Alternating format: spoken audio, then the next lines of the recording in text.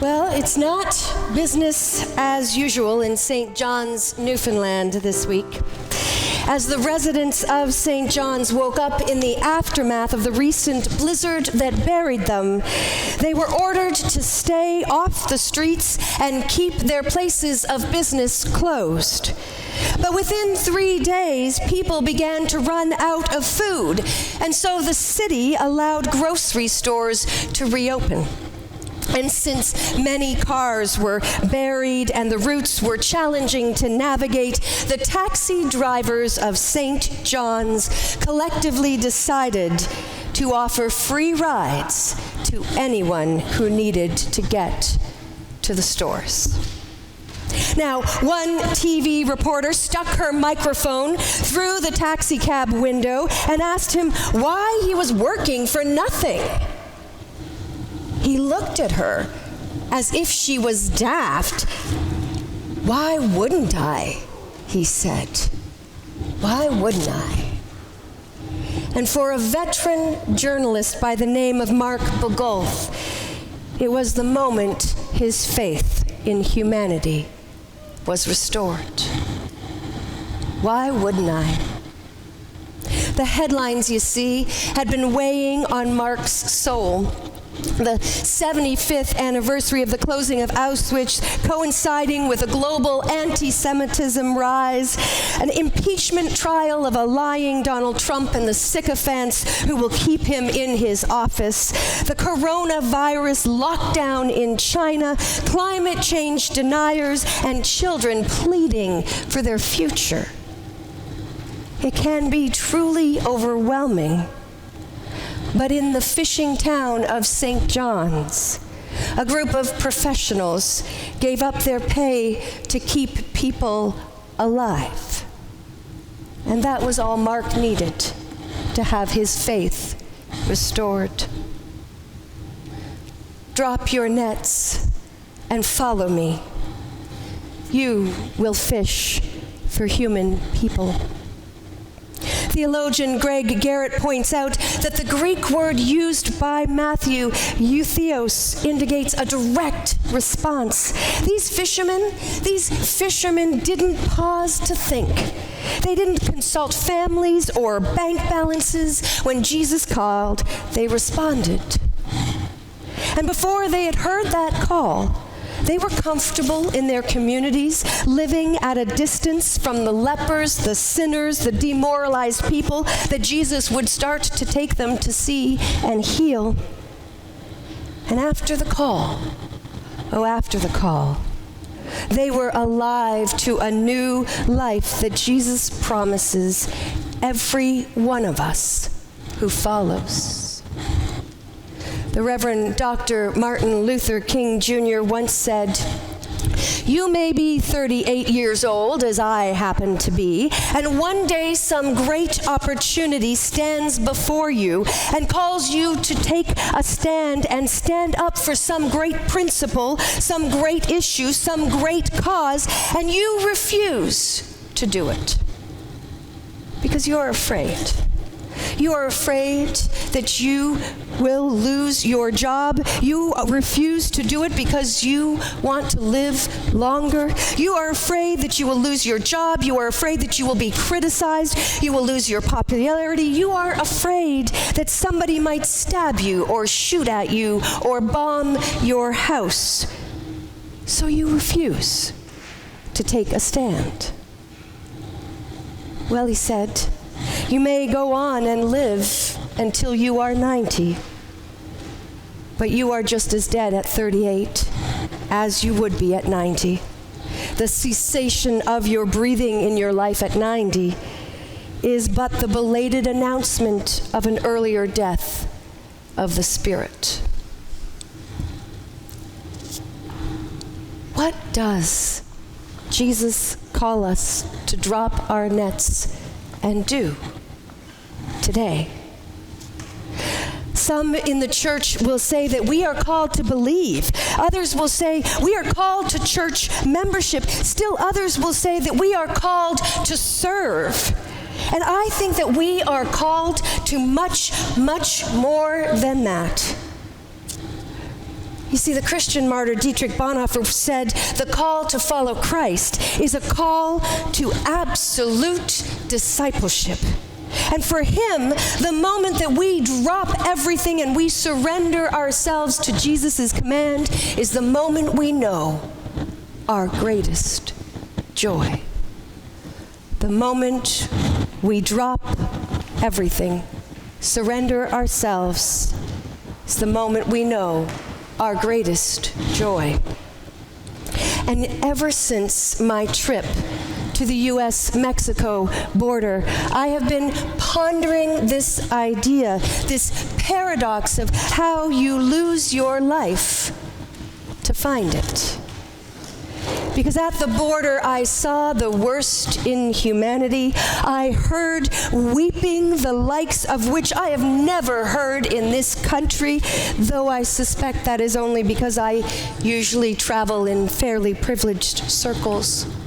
I saw hope fading from the eyes of young men who had been told by the Border Patrol that they were cockroaches, not human beings.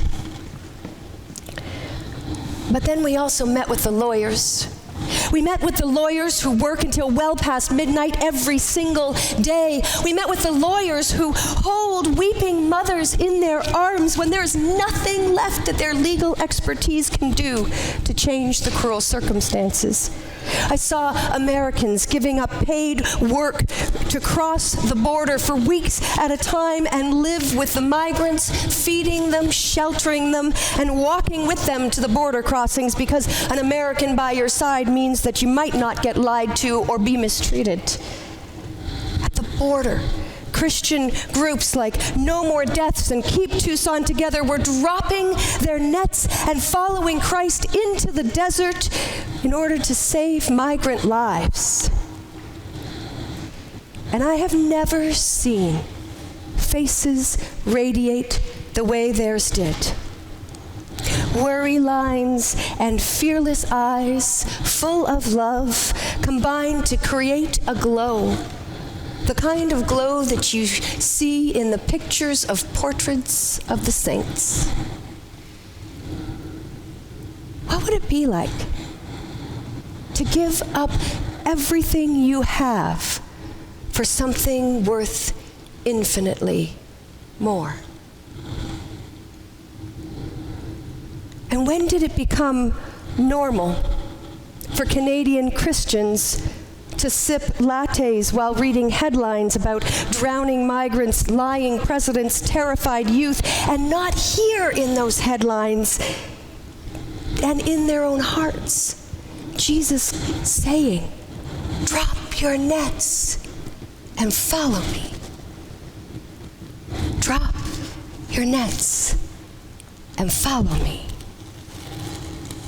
And it is true that doing nothing is often easier than dropping our lives and following Jesus. Discipleship involves sacrifice and loss, but life as usual does not mean better.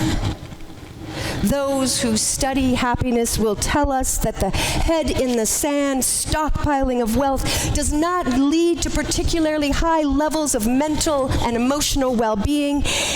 It's doing good that is correlated with longer lives, better mental health, less stress.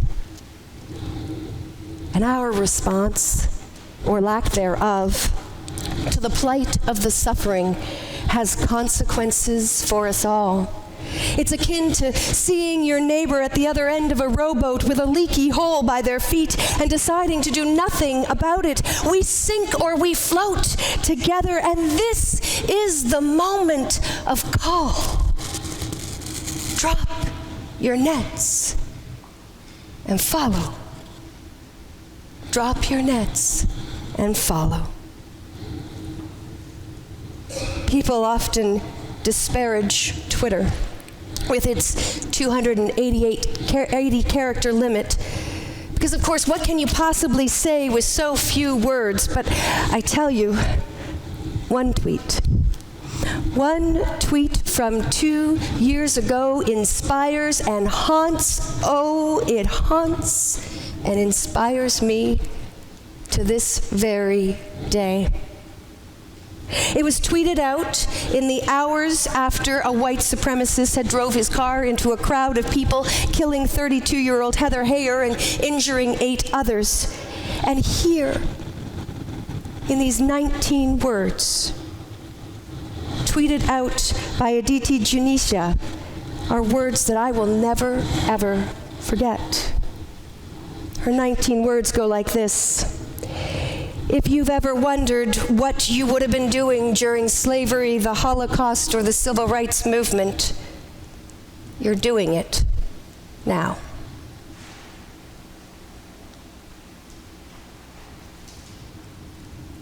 If you've ever wondered what you would have done during slavery, the Holocaust, the Civil Rights Movement, you're doing it now. Drop your nets and follow me. And if Christians won't leave their temple and head out in the streets, then God will find someone else to call. The taxi drivers, the lawyers, the boat captains from Sea-Watch. Because when fires rage and human rights erode and suffering occurs, God is not content to wait. Drop your nets and follow me. Right here in the headlines. Right here in the heart. Can you hear it? We are being called to do and become more than we ever thought we could, because we are disciples. And God so loved the world that God sent Jesus for us to follow. Drop your nets and follow. Amen.